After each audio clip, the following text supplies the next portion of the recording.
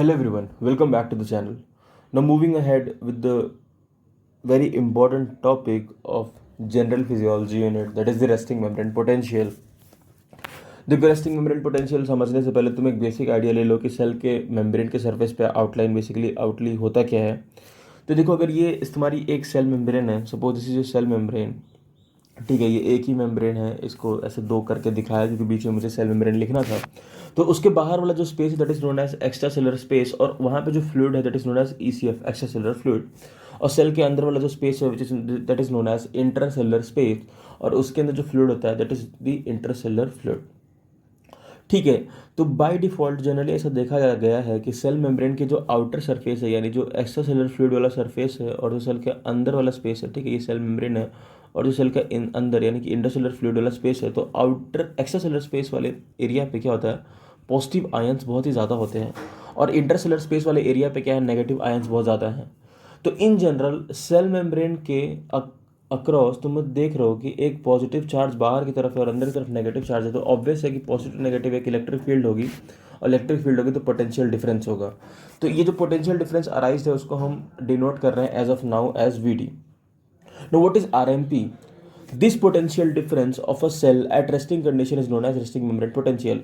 यही जो पोटेंशियल है जो इन जनरल सेल के अक्रॉस एग्जिस्ट करता है, और जब सेल रेस्टिंग स्टेज में है यानी जब वो एक स्टिमुलस वगैरह कैरी नहीं कर रही है, तो ये जो पोटेंशियल जो है सेल मेम्ब्रेन के अक्रॉस जो रेस्टिंग स्टेज पे है, this is the resting membrane potential. This is the simplest way how you can no what is resting membrane potential. ठीक है, नाउ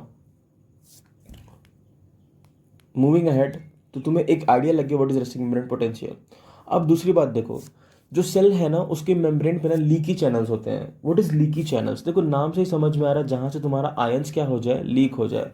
तो जहाँ से तुम्हारा आयंस लीक हो that is the leaky channels. तो देखो जनरलाइज्ड है कि बहुत सारे लीकी चैनल्स होते हैं, बट हमारा जो डिस्कशन जिन आयंस के अराउंड रिवॉल्व करेगा हम उनकी बात करते हैं। So first and foremost is potassium leaky channels.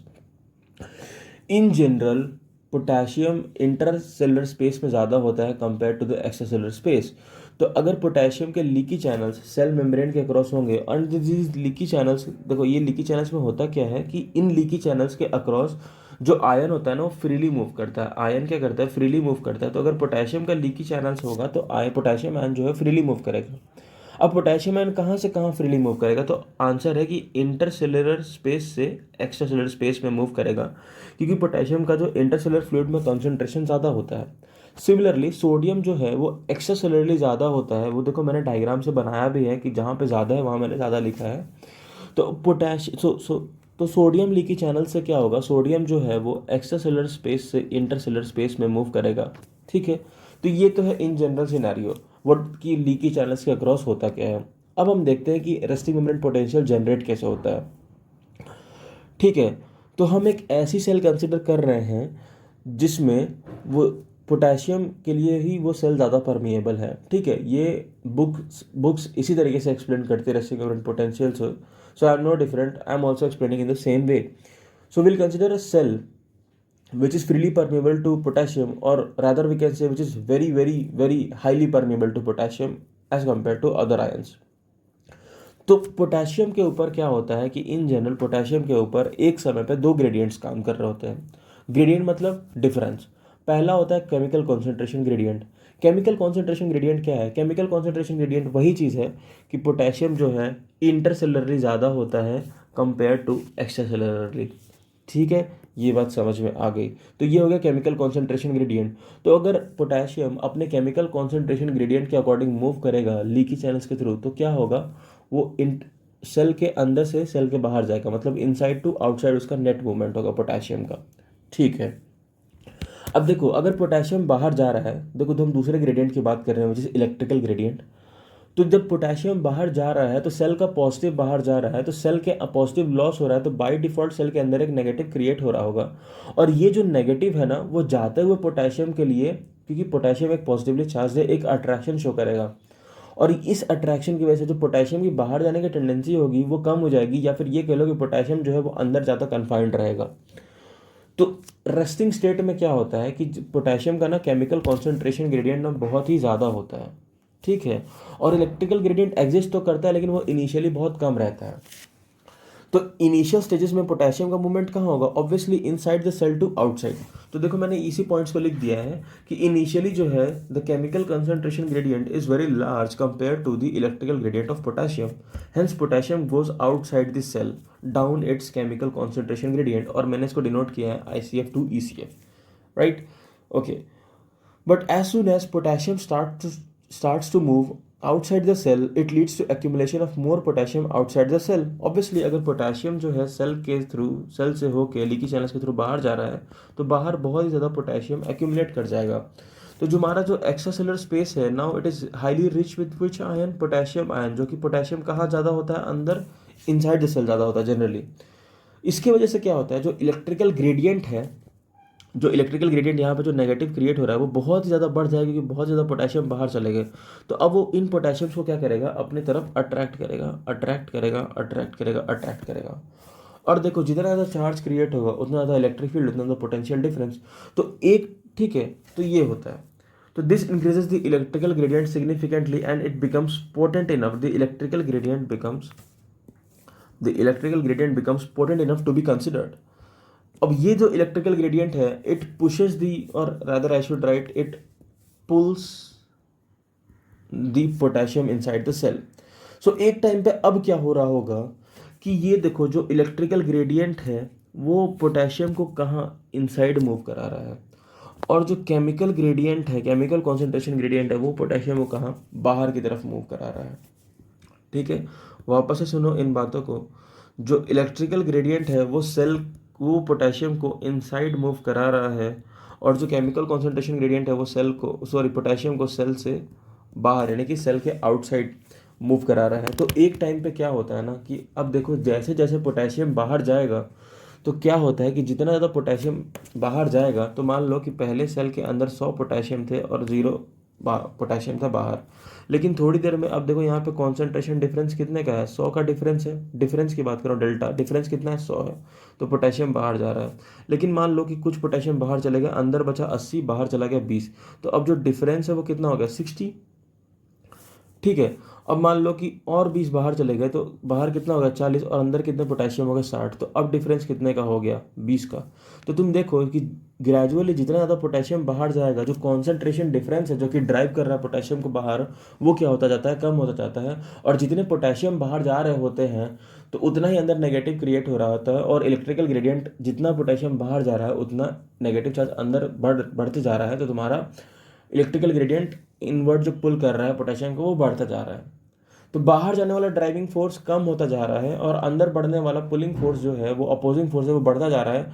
तो एक कंडीशन आएगी जहाँ पे क्या होगा कि जो तुम्हारा बाहर जाने वाला फोर्स है, chemical concentration gradient for potassium, that will be equal to what? The electrical gradient for potassium. और इस कंडीशन में no net movement of potassium होगा। ध्यान रखो, इक्विलिब्रियम स्टेट आ जाएगा। मैं कह रहा हूँ no net movement of potassium होगा। ठीक है, तो बात करते हैं हम इक्विलिब्रियम की। तो इक्विलिब्रियम पे potassium going inside the cell due to electrical gradient equals to the potassium coming out of the cell due to chemical concentration gradient, and this potential is known as the equilibrium potential for potassium, या फिर इसको हम potassium equilibrium potential बोलते हैं, और इसको हम Nernst equilibrium potential for potassium भी बोल सकते हैं। इसके 2-3 नाम है। ठीक है, ये पहला नाम और ये नाम याद कर लो। और इसकी वैल्यू कितनी होती है पोटेशियम के लिए? This is -90 millivolt and you are suppose to know, रटो इस वैल्यू को। ठीक है, तो इतनी चीजें हमने एक्सप्लेन कर दी। Now potassium equilibrium potential of cells equals to the resting moment potential as a cell is permeable to potassium only. देखो इस सेंटेंस का मतलब क्या है कि जब हम स्टार्टिंग में अपना डिस्कशन जब हमने स्टार्ट किया है तो हमने क्या बोला कि हम उस सेल को कंसिडर कर रहे हैं which is permeable to potassium only. तो अगर ये सेल सिर्फ पोटेशियम के लिए परमेबल है तो इक्विलिब्रियम पोटेंशियल हम किसकी बात करेंगे? पोटेशियम की। और since cell is only permeable to potassium तो equilibrium potential equals to the resting moment potential. So ultimately किसी भी सेल का इक्विलिब्रियम पोटेंशियल, किसी भी सेल का जो रेस्टिंग मोमेंट पोटेंशियल है that equals more or less to the resting moment potential of potassium only and only because cells are highly permeable to potassium. इसलिए potassium ही अल्टीमेटली डिटरमाइन करता है resting moment potential of a cell. अब देखो in general cell membrane is permeable to potassium predominantly, hence potassium equilibrium potential of a cells equals to the resting moment potential of that cell.